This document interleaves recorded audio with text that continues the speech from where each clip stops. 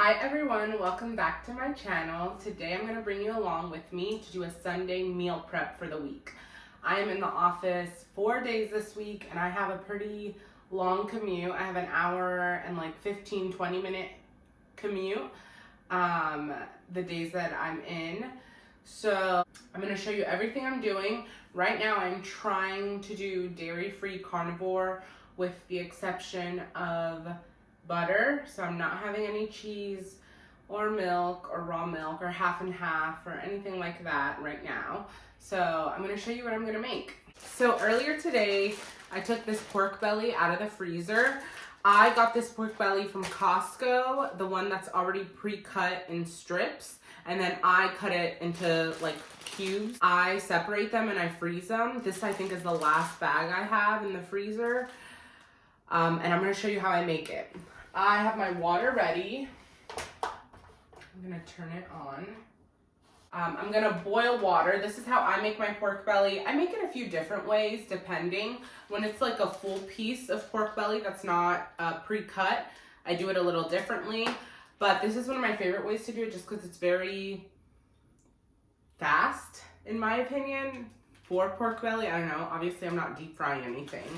So I'm going to make this to have for lunches the next 2 days with burger patties. Like I know the next 2 days I'm going to take burger patties with pork belly if I don't eat some of this tonight.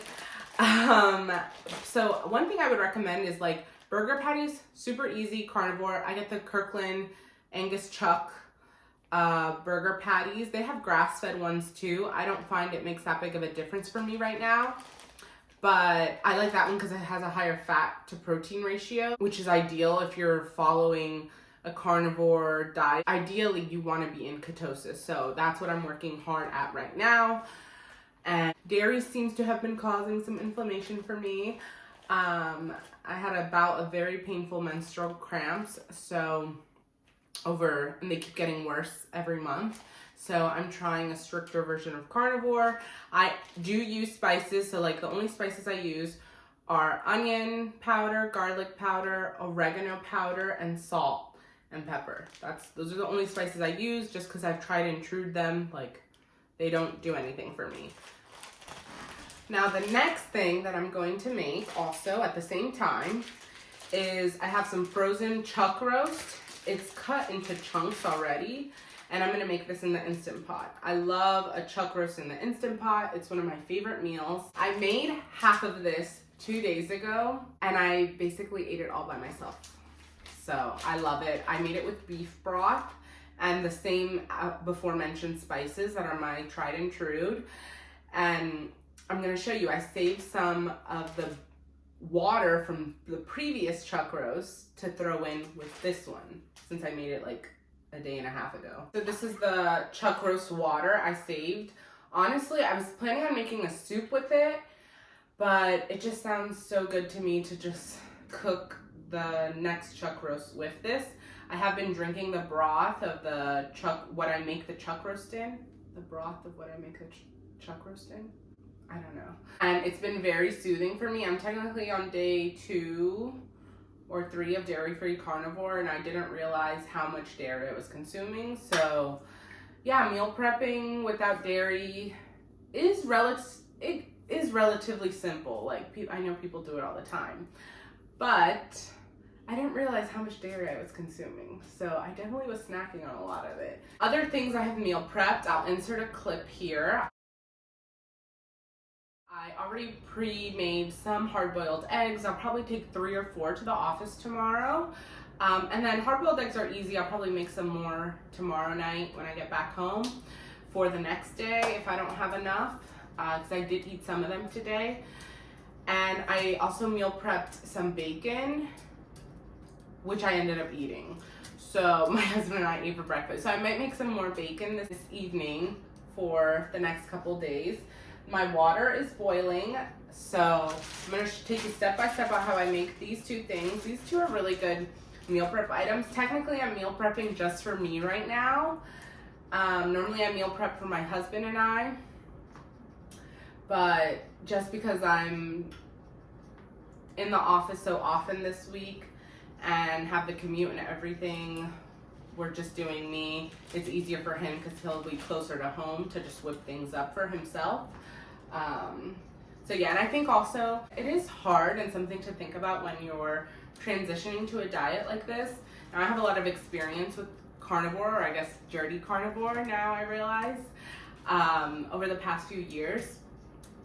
It is hard when you're responsible for multiple people's meals in your household. I totally get where, I mean, my husband cooks a lot, don't get me wrong, but I do take the initiative to cook just because I was also on a weight loss journey, healing journey, and I was mainly the one that was following the carnivore or keto diets over the years.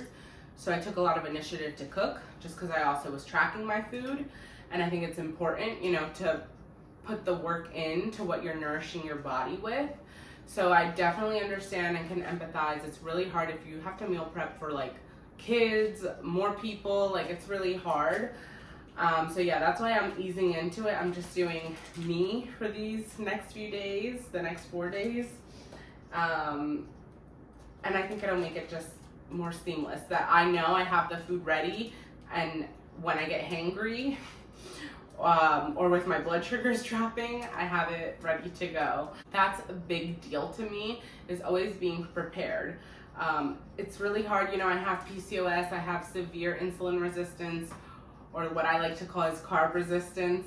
I don't do well. I really don't do well with carbohydrates or like even most low carb veggies, and I clearly don't do well with fruit given my last experiment. But I think being prepared makes a world of a difference. Like you just have to think of yourself tomorrow, the next day, ahead of time. One thing I have enjoyed is not spending as much time in the kitchen doing stricter carnivore, because like recipes are just so simple and I like eating a simple. It really turns off the food noise for me. So I find it to be really helpful.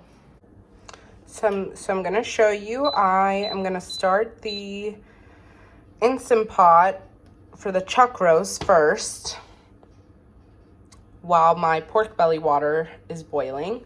I'm gonna put it on saute mode first. So now this is my chuck. It's pretty stuck together. Some pieces I did season before I threw it in the freezer just because I had more of it and I was seasoning the other part that I was cooking fresh.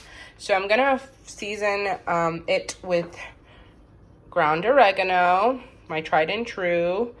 I'm Dominican and I love oregano. Garlic powder. Oh crap, I'm almost out of this. I'm using this salt right now. I do have Redmond salt. For cooking, I really like to use this. I also have hypothyroidism, so like I just cook with the iodized salt. It's not the end of the world. Obviously, if your chuck is fresh, it will be easier to season, and mine is right now. So I'm just gonna pick this whole thing up. I threw in a little bit of butter into the Instant Pot.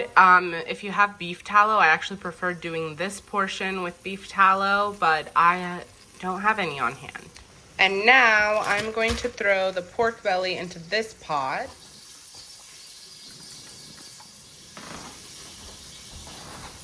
Okay, so this is sizzling. I'm gonna put the chuck in there on this side, and I'm just gonna season the other.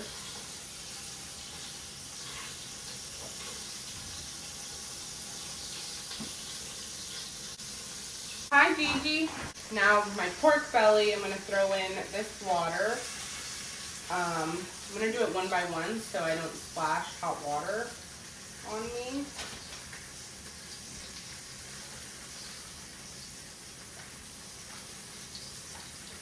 Now, I normally boil this with bay leaves and peppercorns, onion, garlic. For the sake of today, I'm not. Gigi, stop. My cat's about to tear down my tripod, so I'm gonna boil this. I'm not today just because I'm trying to simplify things. I will season the pork belly before I put it in the oven though. I'm flipping the chuck roast. It's a lot easier when it's not frozen all together. I should have taken it out earlier to thaw, but that'll be done soon. I love meals like this because you can set and forget them once the Instant Pot is going. And once the pork belly will be in the oven, like for example, I'll probably go blow dry my hair because I washed it earlier to save time. So that's something I do on Sundays. I like to sear the chuck roast on each side just because it gives it more flavor before you Instant Pot it on pressure cook.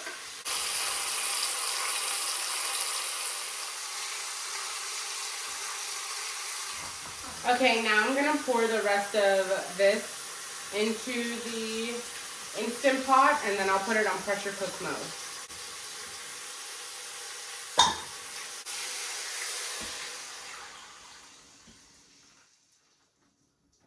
This actually smells really good.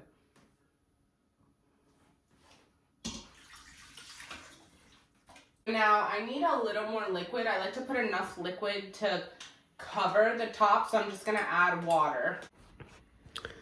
So this is what it looks like. This is the fat from the leftover broth that I'm gonna leave in there.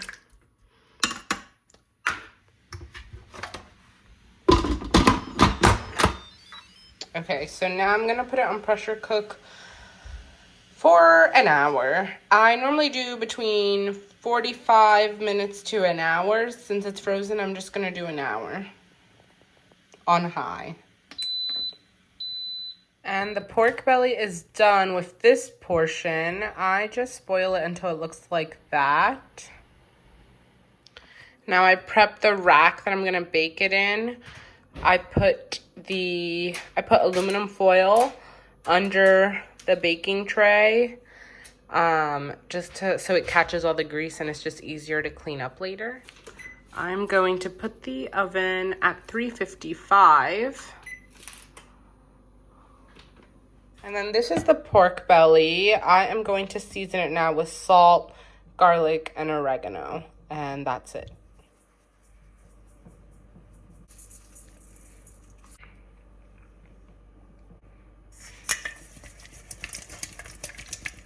Okay, I actually forgot an important part. I knew I was forgetting something. So on this pork belly that I got from Costco, I don't know why this is the case. It has like the extra skin. I know I'm not eloquently putting this, okay? I'm a home cook, I'm not a chef. So I cut off the top because it looks like it has like little hair. I call them like hairs or spines. And they really bug me out just because I don't want to bite them. And it's like, you just don't need it. But that's just me. You can eat it, but that's just my opinion.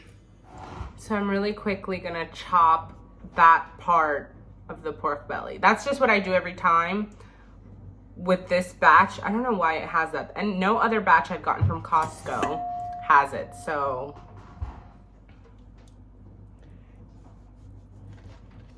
And I always do it after I boil it.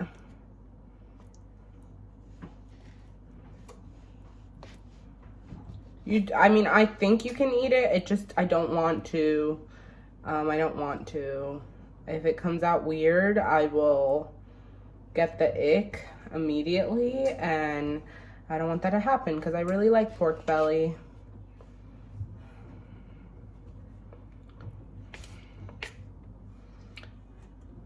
My mom one time was like, just get some kitchen tweezers and tweeze it out. I was like, no, it's gonna take forever. I'm just gonna chop it.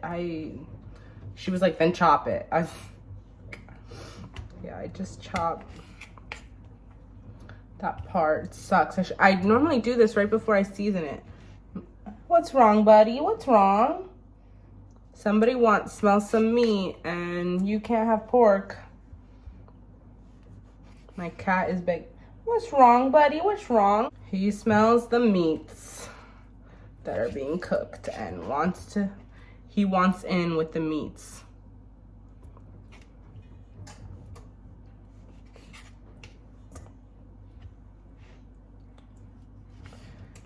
Not me wasting my precious garlic powder, the little bit I have left. We're throwing it back in. And yes, this cutting board is clean.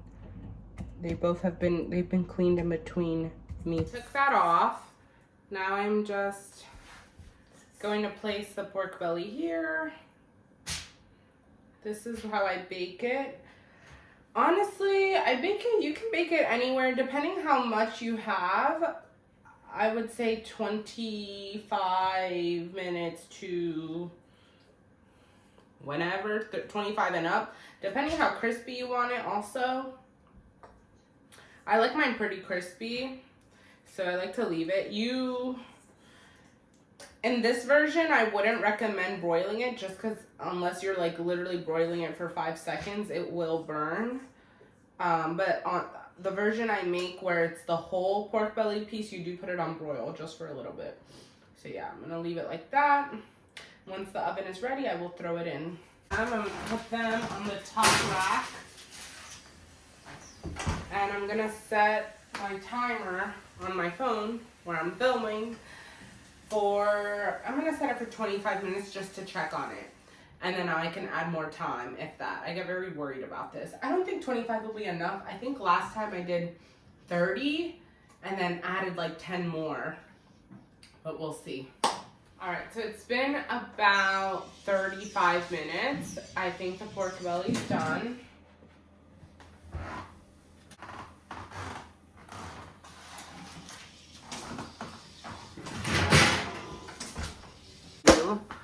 This is the pork belly, super crisp. And once you let it cool, it will crisp up even more. Now, sometimes I do flip it, but I don't think in this case I need to. Yeah, you see it's pretty good. So yeah, this is done. I actually think I'll take all of this for lunch tomorrow with a burger patty. Okay, and then these are some of the eggs that I prepped already for the next couple days. I'll probably eat 3 tomorrow and then maybe 3 the next day, or my husband will have some and then we'll just make more tomorrow night. I'm just gonna take the pork belly. I have all my containers here for this chuck roast and for the pork belly, and then I'm gonna make burger patties, which I'll show you. I'm just gonna throw this in here.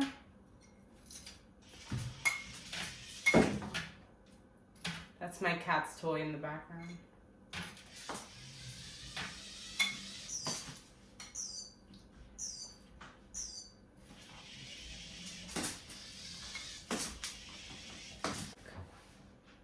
Pork belly's done.